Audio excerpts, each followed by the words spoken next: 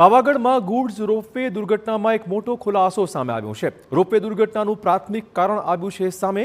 Collector Ajay દહિયાનું ropeway દુર્ઘટના મુદ્દે આવ્યું છે નિવેદન। ટાવર 3 અને ટાવર 4 વચ્ચે ખામી થઈ હતી। રોપવેનો એક તરફનો છેડો તૂટતા દુર્ઘટના ઘટી હતી। રોપવેની બોગી ટાવર 1 સાથે ટકરાતા 6ના મોત થયા।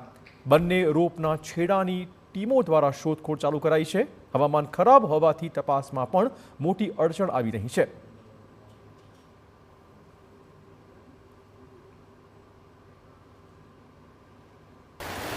एफएसएल तथा टेक्निकल समिति साथ बात करता जाणवा मळ्युं छे टावर नंबर 3 અને 4 વચ્ચે જે મેઇન કેબल છે એ સ્નેપ થતા એ તૂટી જવાના કારણે જે ગાઈડ કેબલ છે એના માધ્યમથી બોગી જે છે ટાવર નંબર 1 સાથે ટકરાઈ, જે હાઈ સ્પીડ ઇમ્પેક્ટના કારણે 6 લોકો છે જેને કેઝ્યુઅલ્ટી થઈ છે।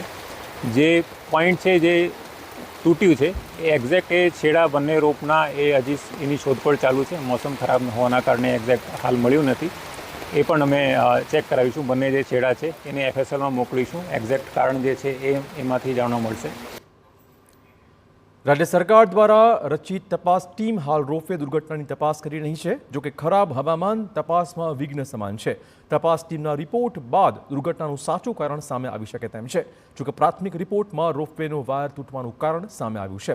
જોવું રહેશે કે હવે આ કેસમાં આગળ શું કાર્યવાહી થાય છે।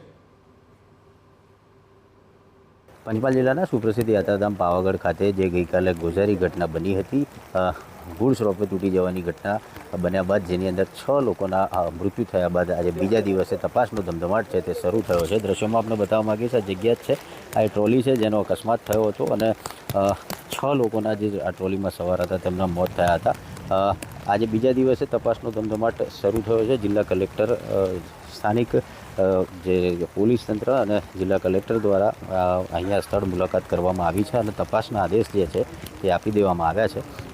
જિલ્લા કલેક્ટર દ્વારા જિલ્લા કક્ષાની એક તપાસ ટીમની પણ રચના કરવામાં આવી છે, જેની અંદર માર્ગ મકાન વિભાગના જે ટેકનિકલ વિભાગના ઇજનેરો છે તેઓને સાથે રાખી અને તપાસ રિપોર્ટ તૈયાર કરવાની પણ સૂચના આપવામાં આવી છે। અને બીજી તરફ એફએસએલની ટીમો દ્વારા પણ અહીંયાથી જે નમૂના છે તે એકત્ર કરી અને પરીક્ષણ માટે મોકલવામાં આવ્યા છે। એટલે કહી શકાય કે તપાસ જે છે આ સમગ્ર ઘટના બનવા પાછળનું કારણ જાણવા માટેની જે તપાસ છે અને કોની જવાબદારી છે, કોની બેજવાબદારી છે, કોની બેદરકારી છે, તમામ પાસાઓને તપાસવા માટે તપાસ ટીમની રચના કરવામાં આવી છે અને તે આગામી સમયમાં રિપોર્ટ આવ્યા બાદ જ જે નિયમ અનુસારની કાર્યવાહી કરવામાં આવશે તેમ જિલ્લા કલેક્ટર દ્વારા જણાવવામાં આવ્યું હતું।